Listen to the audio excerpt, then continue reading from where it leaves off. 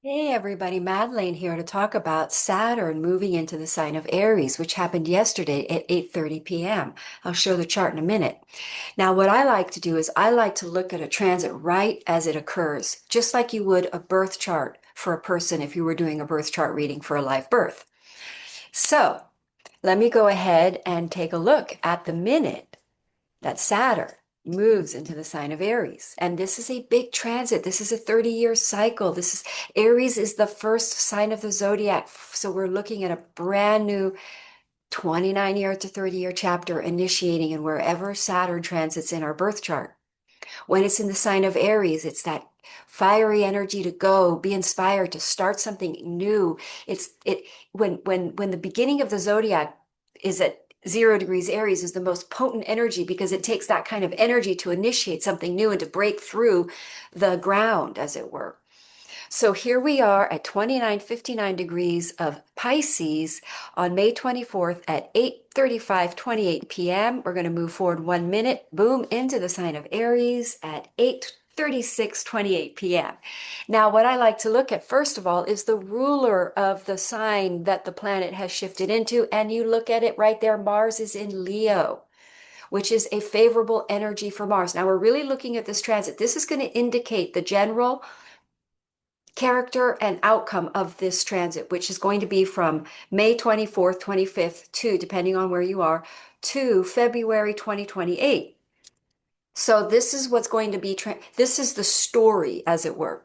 So, so the overarching energy is this is very inspiring with Mars being there. This entire time we're going to be fired up and motivated and driven. We're going to have energy. There's a lot of yang energy in the sky, except for the moon, Uranus, and Mercury. So this is fired up. We're ready to not be passive and to not just sit by the wayside, and we're ready to pick up some tools and start the new foundation of a new chapter that's going to last about 29 to 30 years. I'm going to use building of a house as an example. So literally right now with the Aries Saturn, we're busting the ground, we're getting the pick hammers, and we're moving rocks and boulders. That's the energy of Aries. It's very physical, it's very rough, it's very tough. It's breaking through the initial stuff, as it were, to get the momentum going. Now, Aries Saturn is trining, sextiling the sun in Gemini right around this new moon, which is happening tomorrow.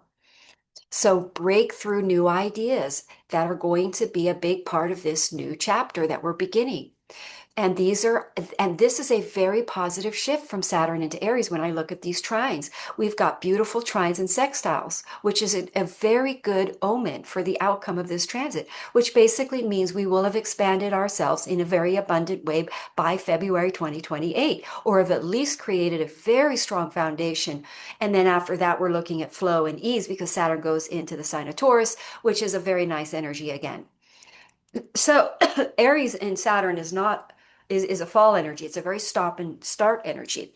And um, also, what is going to impact that is the fact that it's squaring Jupiter here. Now, this is going to be an aspect that characterizes the entire transit. And Jupiter is about to move into the sign of Cancer, which is represented by the Chariot card.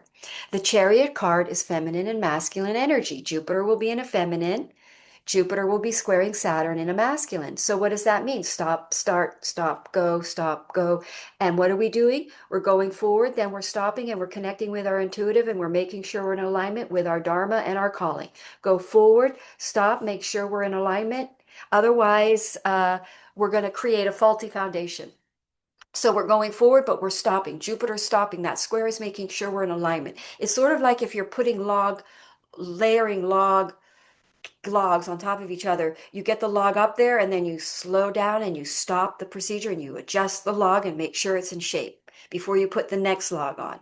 That's what Saturn squaring is doing for us during this 2.5 year process, making sure we're in alignment with our Dharma and blocking and slowing us down if what we're doing is not in alignment and creating the kind of structure, the long-term benefits that Saturn wants to do. Jupiter is sort of more short-term benefit. It's Sagittarius. It wants everything happening right now. It wants to expand and continue to expand. And Saturn wants us to slow down and make sure that we create the right structure. So try not to be, shall we say, um, a lack of faith in anything that feels blocked and slow down. Just realize that we're making adjustments to create a better foundation for our long-term future. And the overall transit of Saturn in Aries, even though Aries is in its fall, which just means we can get frustrated about these beginnings if there's false starts, and we can get impulsive and start wrong, do wrong beginnings. And we're going to have to go back and do them again because Saturn's going to go into retrograde here in July. So we're going to want to make sure we have any false starts. We're going to go back and restart. And Aries is the energy of impulsive, where we make decisions without thinking. Saturn's going to block that. That Jupiter square is going to stop you, is going to stop us and make sure we go forward in alignment. Now, of course, you can do these transits and not be in alignment and just be continuously doing spontaneous starts that aren't serious, that can't go anywhere. But Saturn can block that, and basically it can occur that you don't really progress in this transit. But most people, the energies are there to empower us to make solid developments in a huge 29-year cycle that creates a very solid foundation for us for the next 29 to 30 years. If it's in your second house, it would be a financial thing. If it is in your third house, business and media project. If it's in your fourth house, literally a foundation on a property and home, and you've really established the foundations for a new living situation. Fifth house could be a child. Sixth could be another work, career, or health routines. Seventh house would be a relationship. Eighth house would be financial investment opportunities. Ninth house would be a course or teaching or learning or becoming a master at something and then becoming the teacher of it, studying it and then becoming the teacher of it.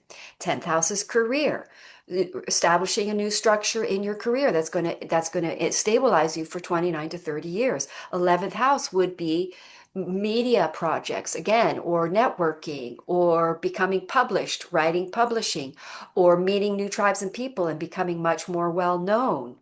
And then in the 12th house would be long distance travel. And that would also just be that would be brand new beginnings and a whole new journey involving sort of your whole life, as it were. And then in the first house, if you have Saturn and your Aries rising in your first house, your whole identity, your body, your restructuring, your health, your skeleton, practically your image, your identity. And this new image and identity is going to be what sustains you for the next 29 to 30 years. So I hope this was helpful and interesting, and have a wonderful night, and namaste.